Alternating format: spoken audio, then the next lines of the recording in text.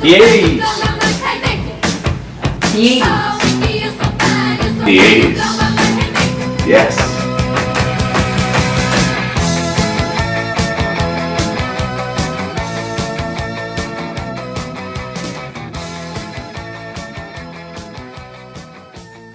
People were feeling good.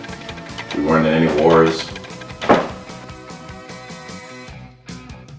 The 80s were up and down. The economy was really strong. It was super easy to find a job. The early part of the 80s, things were off. That was a time when kids coming out of school could do pretty well, get a good job, and have a good career. I'd say more colorful. Oh, it was the time of Cyndi Lauper, Flashdance, Madonna, big hair, shoulder pads, ripped sweatshirts with the shoulder bared. Hair was crazy. People wore long hair. My hair was down below my ears back in those days. And so, and women were bouffant type hairdos. Yeah, it was pretty cool. People were more, especially in the business environment, who were a lot more in the dress-up mode, shirt and tie and things like that. Well, I think that's when a lot of sequels, you know, it used to be you'd see a movie and that was it. And then with Star Wars, Raiders of the Lost Ark, it would be sequel 1, sequel 2, Die Hard, Die Hard again, Die Harder again. I think someone mentioned Indiana Jones was part of that. But I think if I recall correctly, Star Wars was probably still pretty hot in the 80s. I remember being subjected to Star Wars, I don't know how many times. Michael Jackson continued to be hot, and he set the tone for the 70s and 80s, I think. If you look back at the music industry, people like Madonna and Cyndi Lauper came out with all these crazy things. Madonna was just completely provocative about how she dressed and the music. So he was pretty popular. And of course Madonna was fabulous, and she set a whole new tone for a female. As she got a little bit more entrenched, I think her music became even more provocative.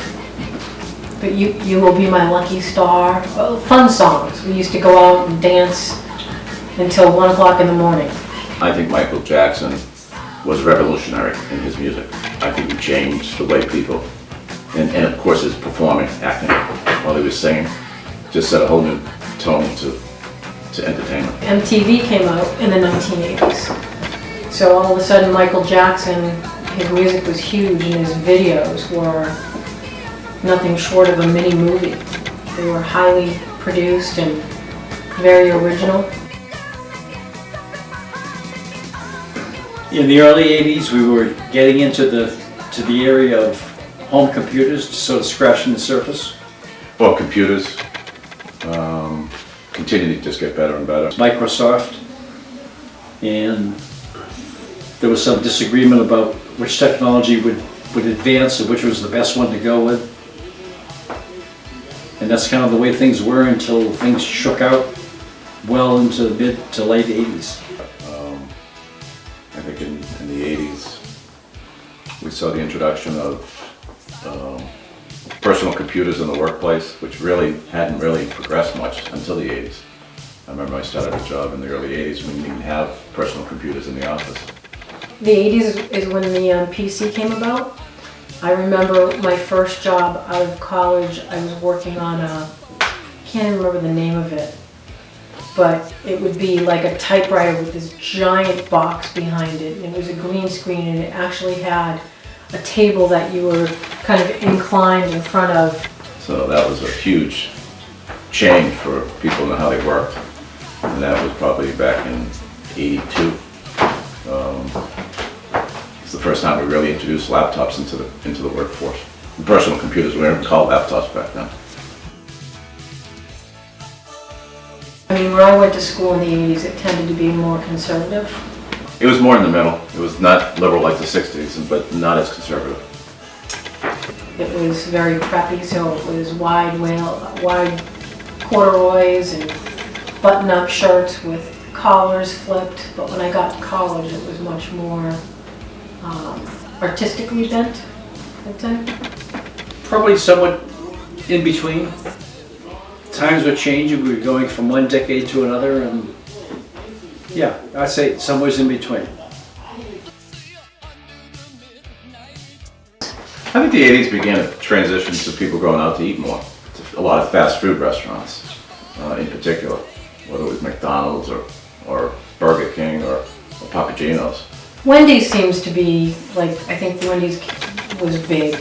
McDonald's seemed to be big when I was younger. So I think the 80s were a period when people started to go out more, but again, mostly fast food restaurants, not so much fine dining.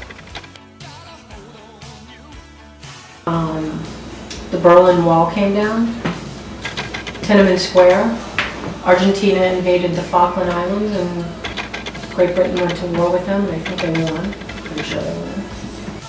I think the 80s was Ronald Reagan was president, and he was shot, almost assassinated. And history had shown that we lost a president since President Lincoln every 20 years in office. So when President Reagan was shot, I just assumed it was history repeating itself, but he survived, so he broke that trend. But most of us assumed that he would have died just because of history. Tiananmen Square was in China when there was students protesting, and there's a famous photograph of a student standing right in front of an armored tank, facing the tank down. I think it was on Time magazine. Politics were a lot of stuff going on. As most people know, he was an actor in his younger days, but he was a very popular president, and a president that worked well with Congress, both sides of Congress, so that things got done.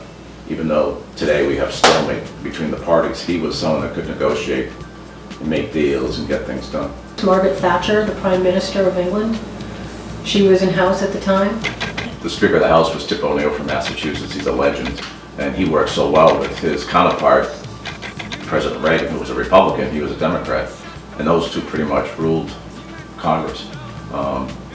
Senator Kennedy was huge back in those days,